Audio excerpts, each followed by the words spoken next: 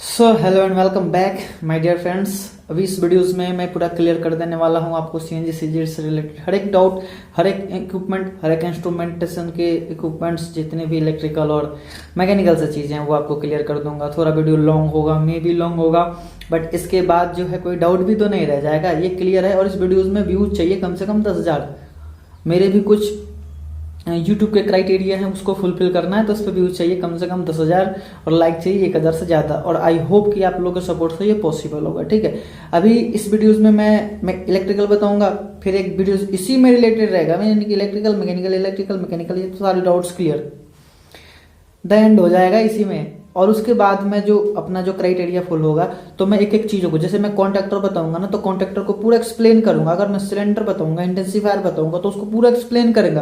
तो उसमें क्या हो जाएगा ना कि जब क्राइटेरिया जब अपना मैच करने लगेगा, जब अपने पास नंबर्स, व्यूज एंड उसके मैं रेंज में आ जाऊंगा जो उनका टीएनसी है, तो मैं सारी एक एक पॉइंट को टॉपिक लेके एक्सप्लेन करूंगा, ठीक है। तो अभी इलेक्ट्रिकल के इस वीडियोस में आपको कहाँ तक मिल जाएगा, जहाँ तक कि आपकी इलेक्ट्रिकल इनकमर से पैनल्स तक सप्लाई आ चुकी है। उसके बाद मैं अभी उसमें बता रहा था कि सेफ्टी इक्विपमेंट्स क्या लगे होते हैं और पैनल के अंदर क्या क्या चीज़ें लगे होते हैं, ठीक है। तो वो वीडियो आगे आपको मिलेगी, इस वीडियोस में मैं वहीं से चालू करता हूँ, ठीक है। तो अभी क्या हुआ कि इस पार्ट में अभी मैं बताऊंगा, फिर मैकेनिकल आएगा, उसके बाद जो इलेक्ट्रिकल आएगा, तो उसमें आपको वो चीज़ें कंफर्म हो जाएगा, ठीक है। इसलिए मैं कह रहा हूँ कि आपको पूरा वीडियोस देखना है, कोई भी चीज़ें मिस नहीं करना है, ठीक है। तो अभी इसमें चलिए अभी बताता हूँ कि वहाँ मैं बता चुका था कि लगा हुआ है इंस्ट्रूमेंट के लिए सेफ्टी से रिलेटेड, प्रेशर से रिलेटेड, टेम्परेचर से रिलेटेड और गैस डिटेक्टर से रिलेटेड सारी चीज़ें, ठीक है। पैनल के अंदर क्या लगा हुआ था, पैनल के अंदर लगा हुआ है एसएमपीएस लगा हुआ है, एमसीबी लगा हुआ है, एमसीसीबी लगा हुआ है, एमपीसीबी लगा हुआ है, एचएमआई लगा हुआ है, डीआई इनपुट लगा हुआ है, डीओ इनपुट आउटपुट लगा हुआ है। मतलब डीआई डीओ दो होते हैं वहाँ, मतलब डीआई डीओ जो चीज़ें होते हैं ना, एक इनपुट एक आउटपुट, मतलब कि किसी में 10, किसी में 11, किसी में 2 ऐसे ही लगा होता है। एचएमआई लगा होता है, उसमें रिले लगा होता है, उसमें एसपीडी लगा होता है, वीपीडी लगा होता है, गेज लगा होता है, ठीक है। तो इन चीज़ों का वर्क क्या होता है, तो अब वहाँ मैं बता चुका हूँ, एसएमपीएस तक बता चुका हूँ। अब इसमें क्या बताऊँगा आपको कि जो वीपीडी होता है वो क्या होता है। तो वीपीडी से ही आपको समझ में आना, तो वोल्टेज प्रोटेक्शन के लिए होता है, वैसे ही करंट प्रोटेक्शन के लिए होता है, वैसे ही पावर प्रोटेक्शन के लिए होता है, वैसे ही मोटर प्रोटेक्शन के लिए एमपीसीबी लगा होता है, ठीक है। तो ये सारी चीज़ें उसके अंदर लगाया जाता है। तो फिर हम लोग केबल कनेक्शन करते हैं, उसमें जो मैं एक बताया हूँ ना कि वायर कहाँ कनेक्ट करते हैं, उसको कनेक्टर कहते हैं। और कनेक्टर जो होता है अलग अलग स्क्वायर एमएम में उसका साइज होता है, ठीक है। तो वो हमारे एमसीबी टर्मिनल जो होते हैं उसमें, वो भी वीडियोज़ में पहले डाल चुका हूँ, अगर आप नहीं देखोगे तो वो भी वीडियोज़ आप डालो, काफ़ी वीडियोज़ के लिंक जो है हमारे इस डिस्क्रिप्शन में मिल जाएंगे, ठीक है। तो ये चीज़ें लग गई।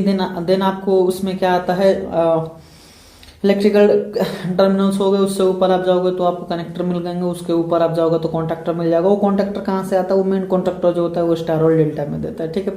स्टार और डेल्टा को मतलब कि कंट्रोल करने के लिए ऑन टाइम स्टार से डेल्टा जाने के लिए टाइमर लगा होता है, ठीक है।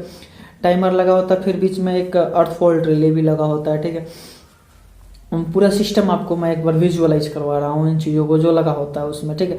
फिर आगे होगा तो मैं एचएमआई बता दिया, रिले बता दिया। रिले भी 2 टाइप का होता है, एक तो 24 वोल्ट का होता है, एक 230 वोल्ट का होता है। एसओबी के लिए हमारा 230 का लगा होता है, और छोटे कुछ इंस्ट्रूमेंट सर्किट्स होते हैं उनके लिए 24 वोल्ट का लगा होता है। अब जैसे कि 24 वोल्ट की रिले किसके लिए लगेगा, गेस करो, बताओ गेस करो। 24 वोल्ट, अगर आप इलेक्ट्रिकल इंजीनियर हो, मैकेनिकल सबको पता होना चाहिए कौन सा रिले कहाँ लगा। 24 और 230 दोनों का रिले कहाँ लगा, गेस करो, कर लिए। जो 24 का रिले वहीं लगेगा ना जहाँ 24 की इंस्ट्रूमेंट सप्लाई होगा या इलेक्ट्रिकल सप्लाई होगा, तो जीडी में उसको ऑन करने के लिए रिले जो होता है 24 का लगेगा। कॉन्ट्रैक्टर को रिले, पावर कॉन्ट्रैक्टर 230 एम्पियर का होता है, उसके लिए कौन सा लगेगा, 230 का तो लगेगा। तो यही मैं कहता हूँ कि अगर आप मुझे फॉलो कर रहे हो ना, तो पूरा प्रॉपर फॉलो करो, ताकि पूरी चीज़ें उसमें क्लियर कर दो, कोई चीज़ बाकी ना रह जाएगा। मेरा मेन मोटिव ये रहता है कुछ बाकी नहीं रह जाए, ठीक है। तो वो चीज़ें हो गई।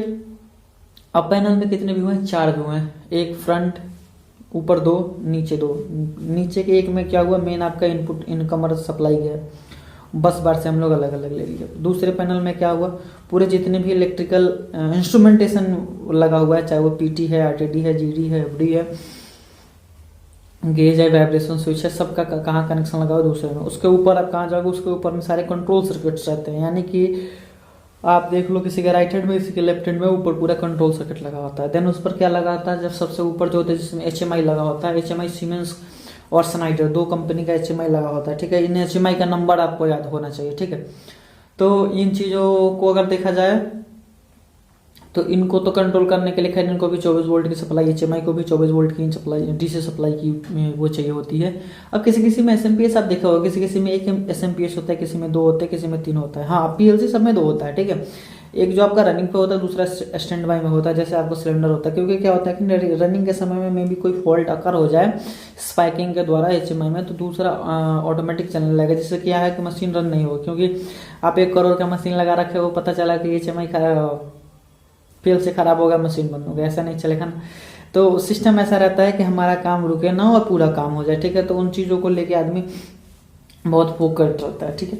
तो इलेक्ट्रिकल में यही चीज़ें हैं। बाकी अगर एक चीज़ को मैं अगर डीपली समझाऊं तो उसका एक एक टॉपिक होगा। जैसे कि एक टॉपिक में transformer step up step down से बताऊंगा, फिर पैनल से बताऊंगा, फिर उसमें जो इंडिकेटर्स होते हैं उससे बताऊंगा, फिर पावर फैक्टर से बताऊंगा, फिर कॉन्टैक्टर से बताऊंगा, फिर रिले से बताऊंगा। तो वो सारी चीज़ें एक एक करके मैं डीप बताते जाऊंगा। पर उनमें क्या होना चाहिए कि आपको सपोर्ट होना चाहिए। एक बार मैं यूट्यूब के क्राइटेरिया में आ जाता हूँ तो एक टॉपिक को लेकर पूरा टॉपिक क्लियर कर दूंगा आपको, ठीक है। तो मैकेनिकल पार्ट भी देखिए, फिर इलेक्ट्रिकल पार्ट आएगा, फिर मैंने मैकेनिकल आएगा, तो सारी चीज़ें आप क्लियर कर लो। कोई डाउट रह जाए अगर इससे रिलेटेड तो आप कमेंट करना, क्योंकि मैं अब एक एक टॉपिक बनाने वाला हूँ वीडियोस का, ठीक है। आपको आगे चल के कोई भी शिकायत ना रह जाए, क्योंकि मेरा जो मेन मकसद है वो आप लोग को ट्रेन करना अबाउट CNG। जितने भी नए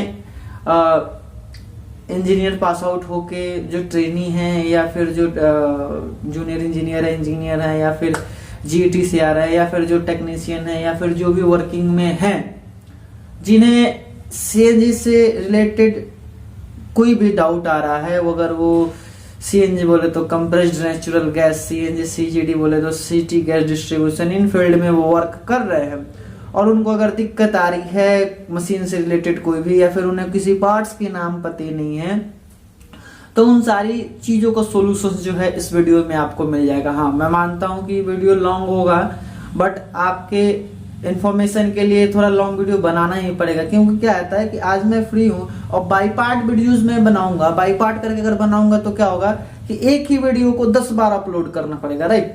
बट अभी मैं क्या सोचा है कि अब टाइम है तो मैं एक वीडियो बना लूँ, मे भी ये थोड़ा लॉन्ग होगा और मैं आपको बता दूँ, ठीक है। तो बिना समय जाया करते हुए हम बात करेंगे सबसे पहले जहां से मैंने शुरुआत की थी, वो है CNG बूस्टर कंप्रेसर, ठीक है। तो वहां से शुरुआत करेंगे। ऑनलाइन वगैरह तो काफी बाद में बताऊंगा, अभी तो शुरुआत करेंगे हम बूस्टर कंप्रेसर से रिलेटेड, जहां से मैं शुरुआत किया था सीखने के लिए, ठीक है। तो आप मैनेज कीजिए पूरे वीडियोज को, लॉन्ग वीडियोज है, पूरा देखिए, और सारे लिस्ट के नाम और उसके फोटोज भी आपको स्क्रीन पे मिल जाएंगे।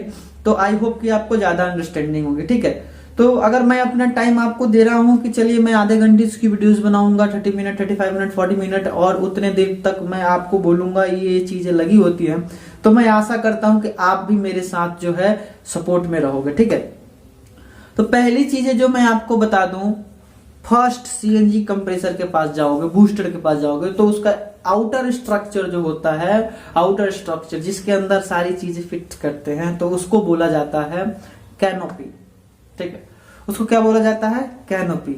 तो आउटर स्ट्रक्चर आपको स्क्रीन पे भी वो दिख रहा होगा, क्या होता है चीजें, सारी चीजें जो मैं इंडिकेट करके और फोटोज भी उस पर दिखाऊंगा, तो आपको वो पता चल जाएगा कि आखिर वो चीजें क्या है, ठीक है।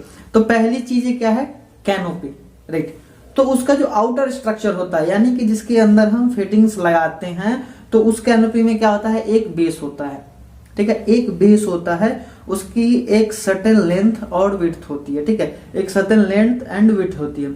उसके साथ साथ आता है स्टेयर, जो उसके ऊपर चढ़ने के लिए यूज किया जाता है। उसको ऊपर चढ़ने के लिए यूज किया जाता है, उसको स्टेयर करते हैं। उसके बाद उसमें आती है रेलिंग्स, यानी कि जब वो साइट पे जाएगा, तो जब वो साइट पे जाएगा तो अपन काम क्या रह जाता है कि उसके ऊपर आपको कैस्केट रखना होता है। हालांकि आप कई जगह जाओगे तो जब स्पेस रहता है तो वो कैस्केट 3 मीटर की और 5 मीटर की दूरी पे लगा दिया जाता है, इंस्टॉल कर दिया जाता है, राइट। बट जो कंपनी मैन्युफैक्चर करती है उसके माइंड में ये रहता है कि ये बूस्टर जो है, सपोज जो आपका एरिया मतलब कि 5 फीट लंबा और 10 फीट 5 फीट विड्थ और 10 फीट लंबाई जो है, तो वो एक अपने लिए मतलब उनका सेल चाहिए तो उनका डिजाइन होता है कि आप इसी इतने ही एरिया में जो है आप ऊपर कैस्केट लगा लोगे और आप किसी भी प्रकार की आपको असुविधा नहीं होगी, राइट। क्योंकि आपको ज्यादा चाहिए नहीं होता है। ऑनलाइन में क्या होता है कि आपको ज्यादा स्पेस चाहिए होता है। बूस्टर में क्या ये एक सस्ता बोले तो एक आइडियोलॉजी है, एक simple way to provide CNG to the rural area जहां हमारी पाइपलाइंस नहीं गई हैं। मैं वो आप चीजों को वो मैं बताऊंगा भी कि मैं क्या कह रहा था आखिर। तो एक तो आपने समझ लिया ना, पहले आप समझ गए क्या मैंने बताया, पहले आप समझ गए कि आउटर एरिया जो होता है उसको कैनोपी कहा जाता है, ठीक है। उनमें चीजें क्या क्या है मैंने वो भी बता दिया आपको। रेलिंग जो उसके साथ ही आता है, रेलिंग जो ऊपर के लिए होता है, सीढ़ी, और एक प्लेटफॉर्म भी होती है। प्लेटफॉर्म रेलवे वाला प्लेटफॉर्म नहीं समझो, और रेलवे वाला प्लेटफॉर्म नहीं समझो या फिर और कोई प्लेटफॉर्म नहीं समझो। आपको क्या समझना है, प्लेटफॉर्म होता है जो कुछ एरिया स्पेस मतलब कैनोपी के सामने का जो है वो कवर करता है एरिया, जिससे क्या है उसकी बारिश भी नहीं जाएगी। और अब कैस्केड रखा हुआ है ऊपर तो उसके साइड साइड से आप जाके लीकेज वगैरह या फिर कोई फिटिंग्स वगैरह गेज वगैरह चेक करना है तो आप कर लो। तो इस प्रकार से ये हो गया उस कैनोपी का स्ट्रक्चर, ठीक है। सेकंड चीज, अब वो कैनोपी आ गया, उसके बाद सबसे जरूरी चीजें क्या रह गई कैनोपी के बाद, मेन चीजें क्या रह गई, आपका बूस्टर। जो सीएनजी को कंप्रेस करता है, राइट। सीएनजी को क्या करता है, कंप्रेस करता है। आपको पता है कि सीएनजी कितने टेम्परेचर और कितने प्रेशर पे आता है, और आपको क्या करना होता है उसको कंप्रेस करके सीएनजी सेल को देना पड़ता है, यानी कि जो हमारे कस्टमर्स हैं उनको देना पड़ता है, ठीक है।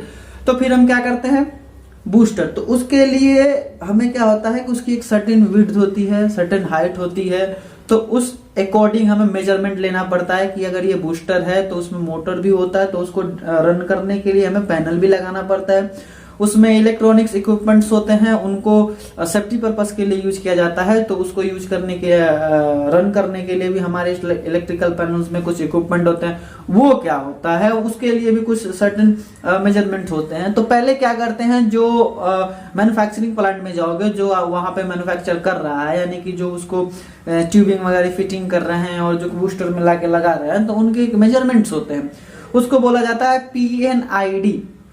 तो PNID में क्या होता है कि आपको दर्शाया जाता है कि कहां से इसमें कौन सी ट्यूब जाएगी, कितने एक्चुएटर लगने हैं, कितने बॉल वॉल लगने हैं, कितने नारवी लगने हैं, कहां SRV लगना है, सारी चीजों उसमें मेंशन होता है। तो उस मेंशन चीजों को क्या करना है आपको कि उस PNID से देख के उस बूस्टर पे बीच में एक सिलेंडर होता है जिसको डैमनर कहा जाता है, और फील्ड में उसको ऑयल सेपरेटर भी कहा जाता है, ठीक है।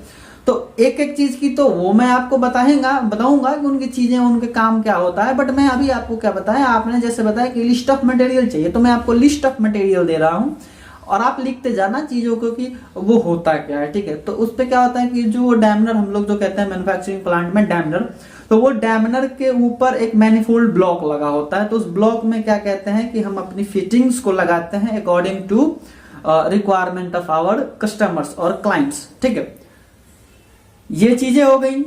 अभी क्या बताया मैं, हाँ चलो, बूस्टर के लिए आप आए और वो कैनोपी के अंदर आपने मेजरमेंट ले लिया कि उसमें क्या होता है, बोल्ट होता है टाइट करने के लिए। तो आपने एक मेजरमेंट ले लिया कि परफेक्ट मेजरमेंट लेना होता है। परफेक्ट मेजरमेंट लेना होता है कि एक बार आपने ड्रिल टैप किया तो फिर आपको वहीं पे वो स्टैब्लिश करना होता है, ठीक है।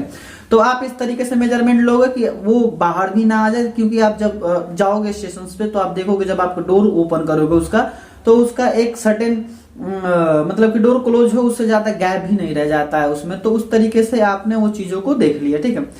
सेकंड चीज क्या आ जाता है, मेजरमेंट तो हो गई, अब आपको उसको इंस्टॉल करना है वहां पे, यानी कि ले जाके उसको बोल्ट टाइट करने। तो ऐसे तो आप करोगे नहीं, तो मैंने अभी क्या बताया था कि PNID होती है। तो उस PNID के थ्रू आप उसका पूरा डिजाइन तैयार करोगे, और वहीं पे आपको जितने भी ट्यूब्स और जितने भी बाईपास लाइन चाहिए होता है, जितने फ्लो मीटर चाहिए होता है, आप वहीं पे उसको इंस्टॉल कर लेते हो। वहां पे क्वार्टर की ट्यूब लगती है जिससे हमें एयर एसओ भी एक्चुएट करना होता है, तो वो भी आप वहीं कर लोगे, ठीक है।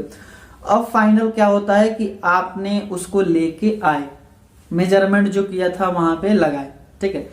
तो काम यही खत्म नहीं होती है, वहां जो आपने किया वो क्या किया, आपने बस एक बूस्टर को शेप दे दिया, यानी कि आपने उसको ये बता दिया कि चलो भाई यहाँ से अगर हम सक्शन इन करेंगे तो इधर से होके आएगा और इधर से जाएगा।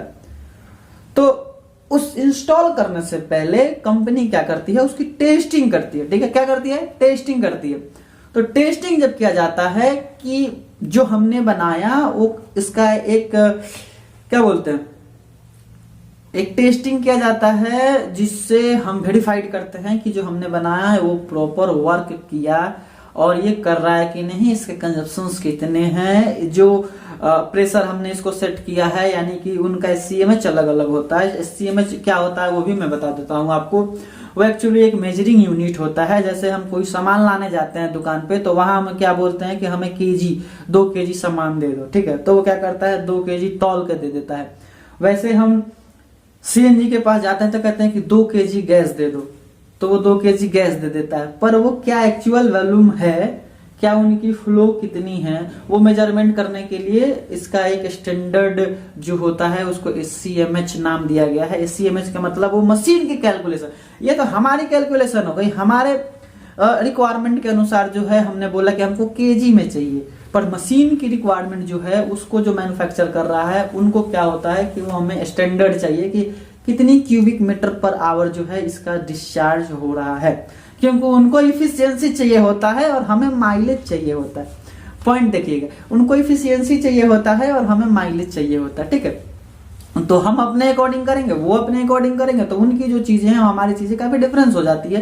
क्योंकि हम नॉर्मल लोग हैं, हमारे कस्टमर्स क्या होते हैं कि वो गाड़ी तो खरीद लिए, अब उनको बस एक ही चीज से माइलेज मतलब होता है वो उनकी माइलेज की हमारा इतना पेट्रोल डालें, इतना CNG डालें, इतना डीजल डालें तो इतनी दूर जानी चाहिए। ठीक है, तो हम उनको सेल करते हैं केजी के लिए। तो मैंने क्या बताया कि चलिए बूस्टर हमने बना लिया, हमने फिर उसको टेस्टिंग कर लिया। अब हम लाएंगे उसको कैनोपी के अंदर, जहां हमने मार्किंग किया था उस मार्किंग पे उसको बैठा देंगे। ठीक है, बैठाने के बाद क्या होता है कि अब शुरुआत होती है उसकी मेन मैन्युफैक्चरिंग प्रोसेस, जो क्लाइंट के पास भेजा जाता है। ठीक है, तो अब क्या करते हैं कि अब हम क्या करेंगे कि उसको वहां बैठा दी। बैठाने के बाद अब हम फिर मेजरमेंट लेंगे कि हमारी जो सक्शन लाइन है वो आ रही है तो वहां हमें फ्लोमीटर चाहिए या नहीं चाहिए।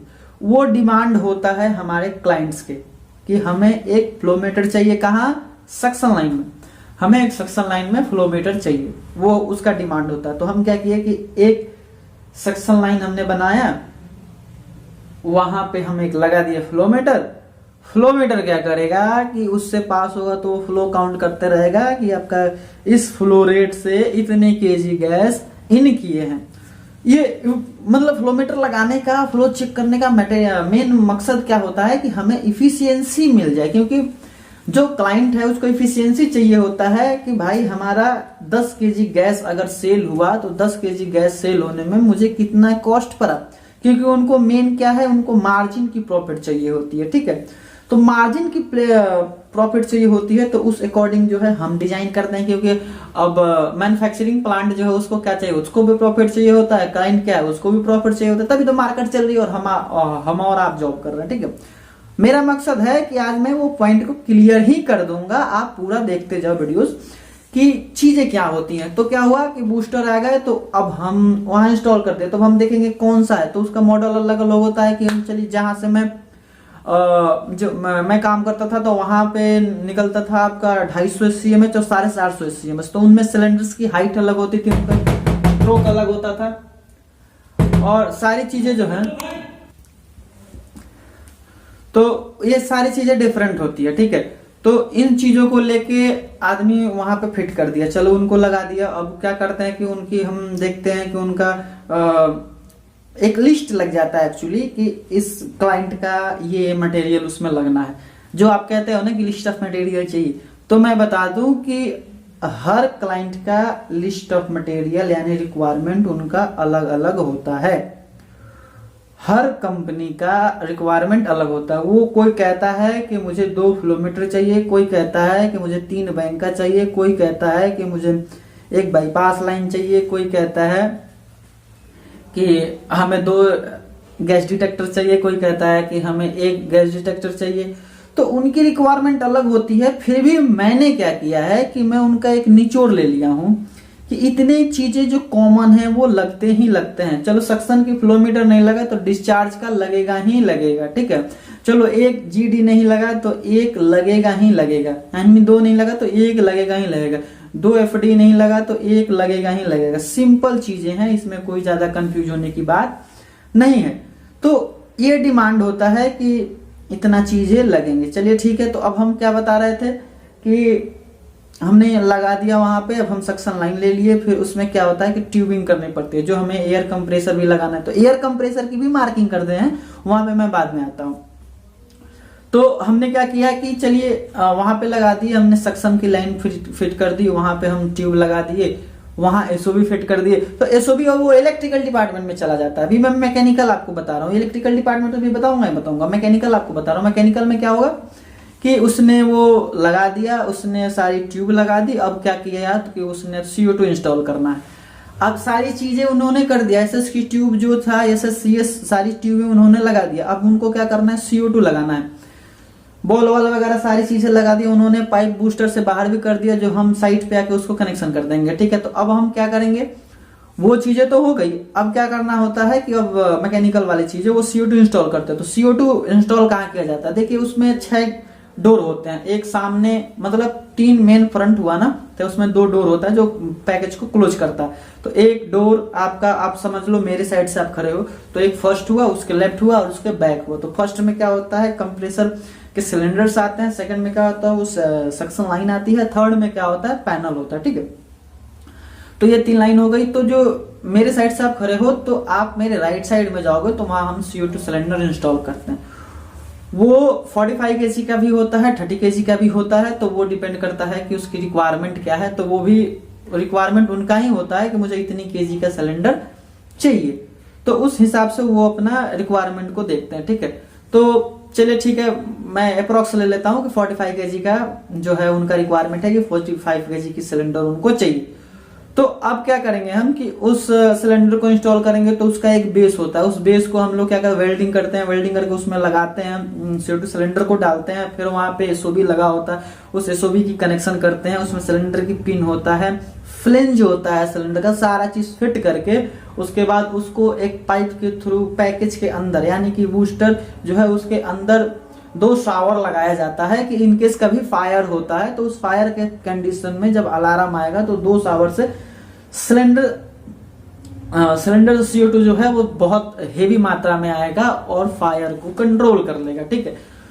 तो मैकेनिकल चीजें में मैंने इतनी चीजें बता दी। अब मैं इलेक्ट्रिकल में घुसूंगा, उससे पहले एक और चीजें रह जाती है जो प्लम्बर उसमें काम करता है, ठीक है। तो प्लम्बर का क्या काम रह जाता है, प्लम्बर का क्या काम रह जाता है कि प्लम्बर जो वाटर पंप लगाया, देखिए एक और चीज छूट ही रहा था अभी, एयर कंप्रेसर, ये मैकेनिकल का ही काम है। एयर कंप्रेसर की वो मार्किंग करता है, एयर कंप्रेसर एक सर्टेन एरिया में लगा दिया जाता है, यानी कि सबसे कोने में उसको लगा दिया जाता है, और एयर कंप्रेसर की एक लाइन है, उससे एक फिल्टर होकर जाता है जो हमारे पैकेज में देता है। तो ये चीजें तो हो गई। अब प्लम्बर का काम क्या रह जाता है कि वो वाटर पंप लेके आता है। वाटर पंप में मोटर कितने HP की होती है वो भी मैं बताऊंगा। अभी आपको मैकेनिकल चीजें मैं पहले क्लियर कर दूं, फिर इलेक्ट्रिकल चीजें मैं आऊंगा। तो मैकेनिकल चीजें जब क्लियर हो जाएंगी ना, तो इलेक्ट्रिकल क्या है, इलेक्ट्रिकल में मैं तो इजीली आपको समझा दूंगा विथ वर्किंग। तो अब क्या है कि वो वाटर पंप का काम आता है। तो वाटर पंप का काम आता है तो वो प्लम्बर क्या करता है कि अपनी पाइप जो होती हैं, जो पानी सर्कुलेट करता है, जो रेडिएटर से होके आता है, तो क्या करते हैं कि प्लम्बर अपना एक उसने भी अपना एक मेजरमेंट लेके रखता है। उसने क्या किया कि एक सर्टेन प्लेस पे लगा दिया वाटर पंप। देखिए बूस्टर जो कैनोपी है ना, मैं आपको इसलिए पहले बताया था कि उसका एक सर्टेन डिजाइन इसीलिए तैयार किया जाता है कि उसमें सारी चीजें एग्जैक्ट प्लेस पे आकर फिट हो जाए, उससे एक्स्ट्रा कुछ भी ना हो, ठीक है।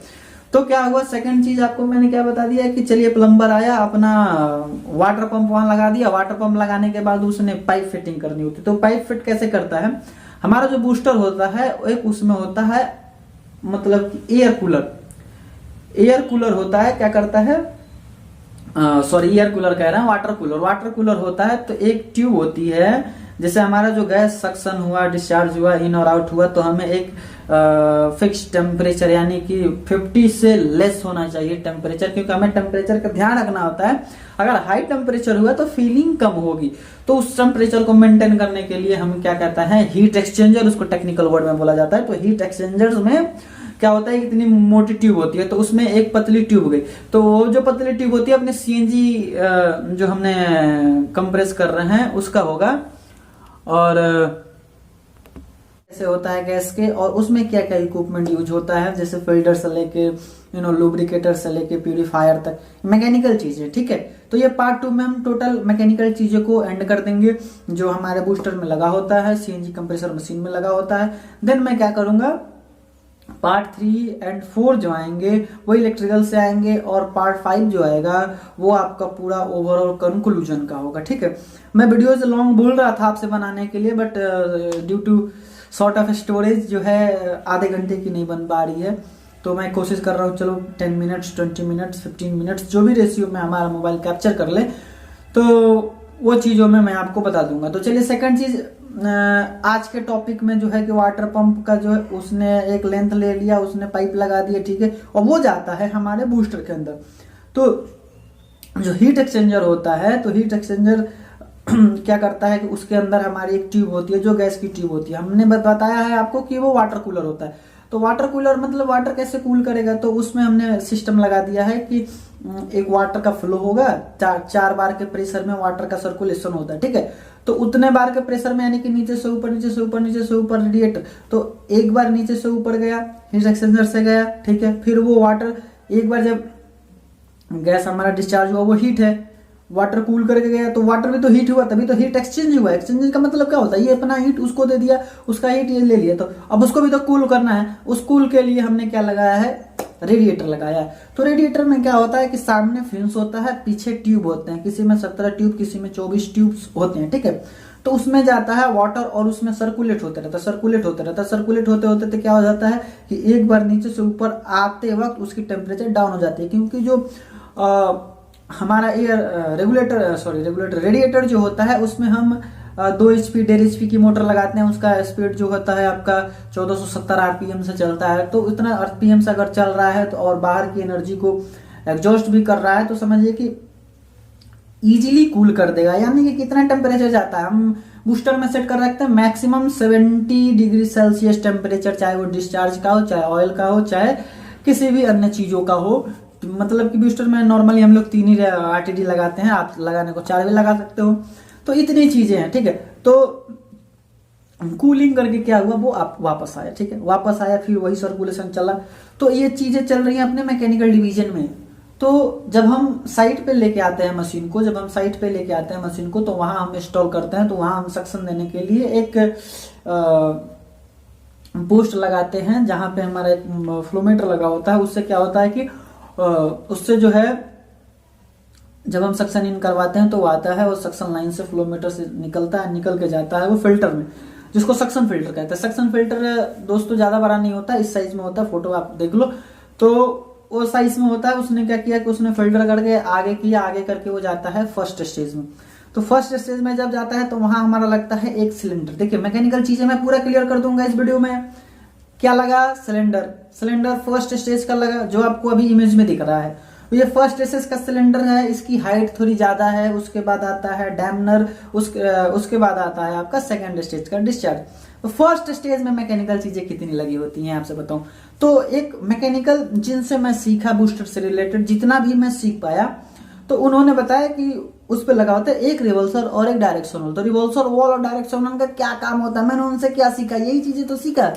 मैकेनिकल क्या करता है, वो जो रिवॉल्सर वॉल है उसको एक तरीके से आप मैकेनिकल स्टार्टर कह लो, रेगुलेटर कह लो। आपका जो डायरेक्शन और रिवॉल्सर काम करने का मतलब कि जो नीचे वाला पोर्शन जो आपको अभी फोटो में दिख रहा है वो डायरेक्शन वाला है, ठीक है। उसके ऊपर जो ये ब्लैक कलर का दिख रहा है वो क्या है, रिवॉल्सर वॉल है। तो डायरेक्शन इन द सेंस क्या कि ऑयल का प्रेशर आपने सेट किया, ऑयल का प्रेशर सेट किया कि हमको 100 बार की प्रेशर पे स्ट्रोक लेना है हाई का। लो का कितना सेट किया आपने, 30 to 50 सेट किया, ठीक है। तो आपने जो सेट किया, अब उस प्रेशर पे वो आया, ठीक है। उस प्रेशर पे आया तो एक बार नीचे जाएगा तो ऊपर भी तो ले जाना है। तो इन चीजों का काम डायरेक्शन देना, यानी कि वो डायरेक्शन वॉल का काम है, रिवर्सल वॉल का काम होता है कि फिर उन चीजों को उसमें अब जब रिवर्सल वॉल खोलोगे तो और आपको और डीप पता चलता है, ठीक है, और डीप पता चलता है कि उसका काम क्या होता है। रिवर्स कुछ तो आप नाम से भी समझ लो। देन क्या होता है कि वो गया तो अपना जो सिलेंडर होता है वो क्या होता है, डुअल स्टेज होता है, ठीक है। तो वो सिलेंडर अगर इंटरव्यू बेस पे अगर भी आप इंटरव्यू की भी तैयारी कर रहे हो तो आप यहाँ भी इस वीडियोस में आप जान जाओगे कि क्या मैं बता रहा हूँ वो चीजें आपको पूछा जाता है या नहीं पूछा जाता, ठीक है। तो ये चीजें हो गई, फिर वो गया उसमें ऊपर, यानी कि दो नीचे भी वो डिस्चार्ज करता है, जब ऊपर जाता है ऊपर भी डिस्चार्ज करता है, और डिस्चार्ज किया उसने सम प्रेशर्स पे जो आपका सक्शन है उसके अकॉर्डिंग डिस्चार्ज देके फिर निकलता है। निकलने के बाद वो क्या होता है कि डैमनर सेकंड स्टेज में गया, फिर डैमनर से निकल के आ गया। तो अभी तक आपने मैकेनिकल सिलेंडर तक आप समझ गए। अब आपको एक और मेन इंपॉर्टेंट बताता हूँ, ऑयल पंप। ऑयल पंप अलग अलग कंपनीज की लगाया जाता है, और वो ऑयल पंप का क्या काम होता है, जो टैंक में हमारा ऑयल रहता है, टैंक में 200 प्लस रहता है जो आपकी 3030 की मॉडल है, और 300 प्लस लीटर ऑयल होता है जो आपका 5030 का जो मॉडल है, ठीक है। आप क्लियर भी कर सकते हो इन चीजों को जो आपके साथ काम कर रहे हैं। हो सकता है किसी मशीन में कम पड़ता हो, किसी में ज्यादा पड़ता हो, तो जो मैंने देखा वो मैंने आपको बताया। और मान लीजिए कि i8 का बूस्टर है, सोपान का बूस्टर है, अभी मैं आपको ये भी बताऊंगा एक वीडियोस में कि which is the best booster, which company is making best booster easy to operate and easy to all, वो भी मैं आपको बताऊंगा। तो क्या हुआ कि मैकेनिकल चीजें इतनी तो हो गई। अब उसमें जो ऑयल पंप होता है उसका काम क्या होता है कि हाई और लो का सक करके और उससे आपको सिलेंडर में पहुंचा देता है, ठीक है। अब क्या है, नेक्स्ट चीजें रहती हैं मैकेनिकल में अगर बताऊं बूस्टर के अंदर, तो वो गेज फिट करना। गेज फिट करना यानी कि आपको गेज फिट करना होता है, आपको गेज फिट करना होगा है कि जितने भी हमारे गेज हैं लगे हुए हैं वो क्या काम करेंगे, कहाँ लगाना है उसको, तो वो चीजें हो जाती हैं, उनमें वो सेट करना होता है, ठीक है। और कुछ बचा क्या मैकेनिकल चीजों में, मैकेनिकल चीजों में अब बस यही रह गया पैनल्स वगैरह के बारे में। तो ये पूरी लिस्ट जो मैं तैयार किया था, ठीक है, शायद आपको दिख रहा होगा, दिख रहा है, ऐसे करें, हाँ। तो ये पूरा लिस्ट था, इसके रिलेटेड जितनी भी चीजें मैं नोट डाउन कर रखा था वो मैंने आपको बता दिया। इसमें कुछ बच जा रहा है क्या, नहीं। तो मैकेनिकल चीजें मैंने पूरा क्लियर कर दिया। अगर आपको लगता है कि नहीं कुछ चीजें छूट गया तो आप मेरे से पूछ सकते हो। और साइट का क्या होता है जब वो आता है तो वो चीज अलग बताऊंगा मैं, अलग वीडियोस में फिर लेके आऊंगा आपको। इलेक्ट्रिकल इक्विपमेंट जो भी लगे हुए हैं और उनका यूज जो है वो चीजें मैं क्लियर कर दूंगा। तो आप बने रहो और शेयर करें, लाइक करें अगर वीडियो अच्छा लगा हो तो इलेक्ट्रिकल चीजें अगर मैं बताऊं तो इलेक्ट्रिकल में सबसे पहले क्या होता है कि मैं आपको बताऊं कि इलेक्ट्रिकल यूज क्यों किया जाता है, ठीक है। तो इलेक्ट्रिकल जो सिस्टम्स होता है वो 3 फेज और सिंगल फेज के माध्यम से सप्लाई आता है, ठीक है। जब वो पावर ग्रिड से हमारे पास सप्लाई आता है तो उस सप्लाई में हमें 11,000 वोल्ट आते हैं। हम क्या करते हैं कि अपने सीजीएस स्टेशन पे उसको हम फिर रिकम्प्रेस करते हैं। आई मीन रिकम्प्रेस यानी कि शट डाउन उसको हम क्या करते हैं, स्टेप डाउन करते हैं, ठीक है। शट डाउन इसलिए याद आ रहा है ना क्योंकि बार बार हम लोग जब काम करने जाते हैं साइड पे तो शट डाउन या ब्रेक डाउन लिया जाता है। तो जब हमारा इनकमर सप्लाई होता है तो हम उसको क्या करते हैं, स्टेप डाउन करते हैं। स्टेप डाउन और स्टेप अप क्या होता है, ये 2 क्वालिटी के ट्रांसफॉर्मर होता है जिनका मेन फंक्शन होता है स्टेप अप यानी कि लो वोल्टेज को हाई वोल्टेज में करना, स्टेप डाउन यानी कि हाई वोल्टेज को लो वोल्टेज में करना।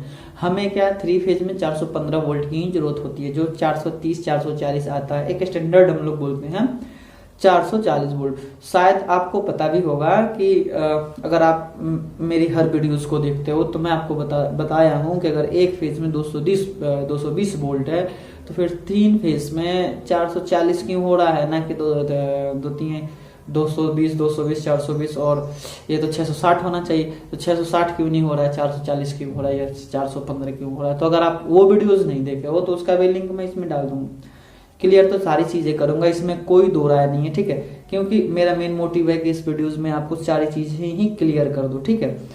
तो ट्रांसफॉर्मर आ गया, ठीक है। अब हमने क्या किया, स्टेप डाउन करके हमें जो चाहिए होता है 3 फेज ले लिया। वो मेन इनकमर सप्लाई, हमारा एक पैनल रूम होता है जिसमें इनकमर पैनल यानी कि एक बस बार से हम अलग अलग सप्लाई लेते हैं।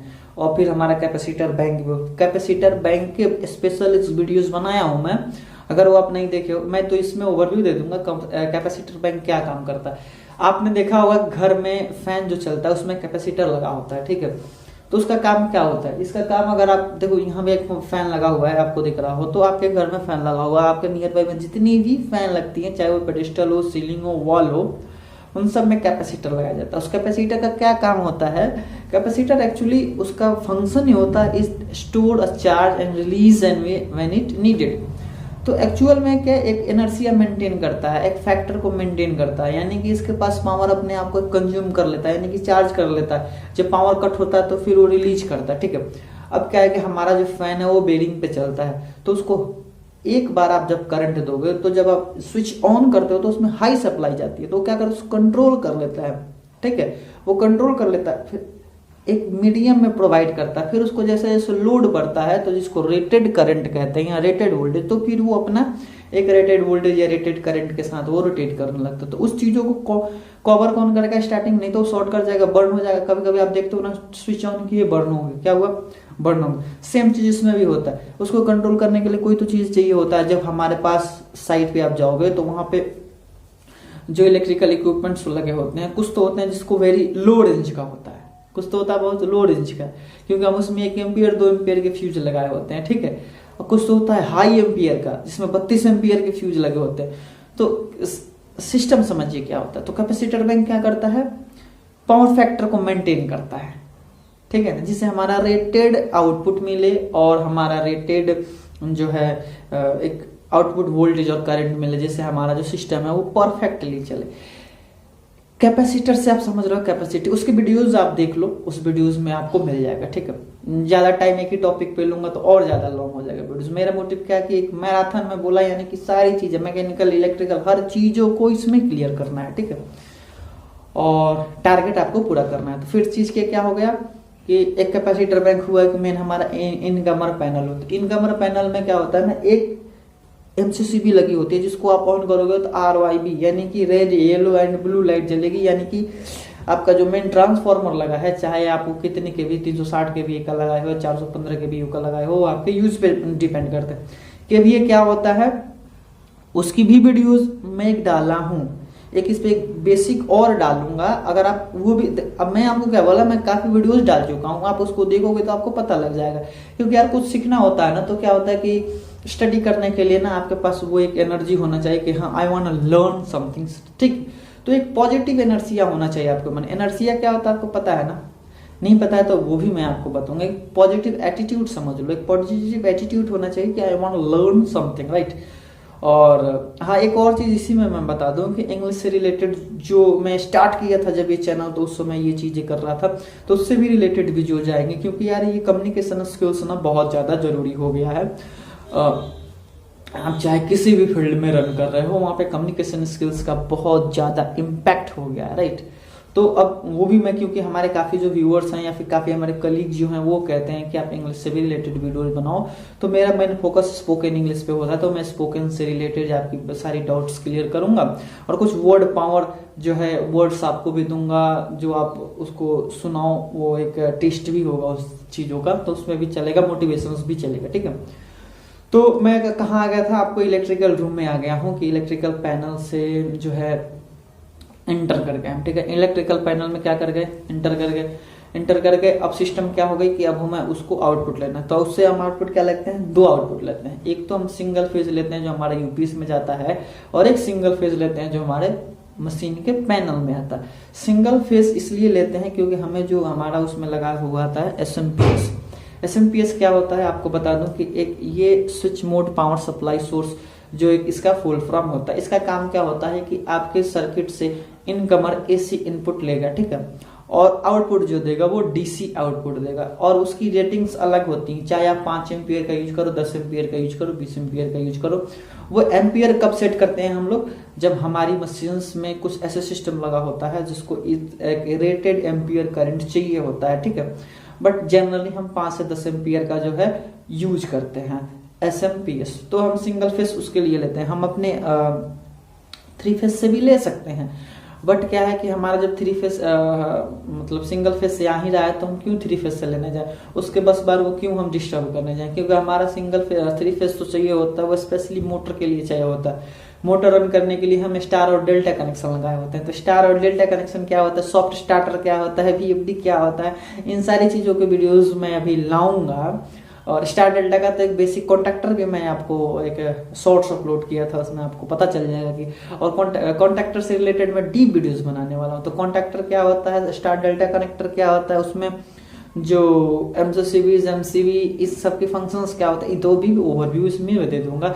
पर स्टार डेल्टा जो कॉन्ट्रैक्टर होता है उससे हम मोटर को रन करते हैं। मैक्सिमम जब आप जाओगे हाई रेटेड करंट वाली जो मोटर्स होती हैं, जिनका 460 हॉर्स पावर की जो मोटर होती है, या फिर आपका समझ लो कि जो 90 किलोवाट की मोटर होती है, इससे ऊपर होती है, तो इसमें हम BFD लगा लेते हैं। उसके पहले हम कोशिश करते हैं कि स्टार डेल्टा A1 तो एक साइड पे जो है वो 180 किलोवाट का मोटर है, वो स्टार डेल्टा पे चलता है तो चल सकता है। बट हाँ, उसमें रिस्क रहता है कि आपका कॉन्ट्रैक्टर, जैसे रिसेंटली कॉन्ट्रैक्टर खराब हो गया था, तो वो क्या होता है, उसमें रिस्क होता है। तो उसके लिए हम लोग क्या करते हैं कि फिर नहीं, हमें क्या चाहिए होता है, हमें सेफ चाहिए। तो कोई भी कंपनी नहीं चाहेगी कि उसका ज़्यादा से ज़्यादा नुकसान हो। वो सब कंपनी का एक ही फंडामेंटल्स होता है, एट द एंड उनको प्रॉफिट चाहिए। तो प्रॉफिट के लिए हम इंजीनियर्स होते हैं, उनको क्या करते हैं कि सजेशन देते हैं कि no will do this, will do not this, मतलब ये मैं करूंगा वो नहीं करूंगा, राइट। तो अगर कंपैरिजन करके हमको सॉल्यूशन देना होता है, जैसे कि